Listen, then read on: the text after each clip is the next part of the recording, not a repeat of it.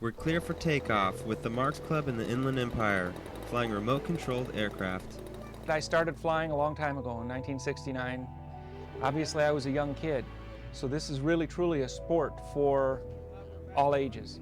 Everyone's used to the original stereotype of a model airplane's this little whiny thing buzzing around.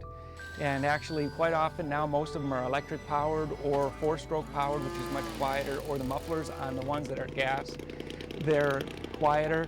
We've been more conscious about what the public around the field has to deal with, because having a flying site in Southern California is getting to be more and more difficult as people build more homes. I think it's no different than when you have a motorcycle club and everybody's into that, or a car club and everybody's into that. With model flying, it's a little different. You can't just go out and buy a toy and go fly it. You pretty much have to build it, so there's a little more into it. As far as what I'm flying currently, I'm flying turbine-powered models. After flying all these years, I can say that I've watched the hobby grow, I've watched it descend, I've watched it grow bigger. In this day and age, it seems like a lot more youth is getting involved again, because a lot of the planes are partially pre-built now. For me, flying planes is one of the most exciting and the funnest hobby I've been involved in. If you haven't had much flight experience, you can go out to an airfield, where there's a lot of members out there. You've got a lot of knowledgeable guys, and they'll let you fly their planes. I got hooked up to one of the guys' trainers. There's two controllers. He has one, I have one. And I was flying out there, and if you get in over your head with the flip switch, they'll take over, so you don't crash the plane.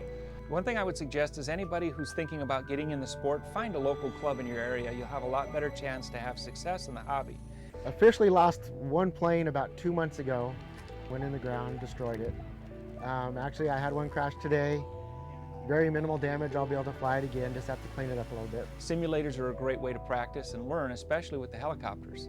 And I've seen many people learn with the simulators. They can come out and almost immediately fly very successfully and even more aggressively, because they haven't quite experienced what it's like to lose. They're used to hitting spacebar and flying again. But it's a lot of fun to watch the guys who have learned on simulators. They do really well. Typically, I'll fly almost every week, and I think most of us try to find a way to fly at least once a week. Get a plane, get out, start having a good time with it. As long as you're with other guys who are experienced, your success rate will be much higher.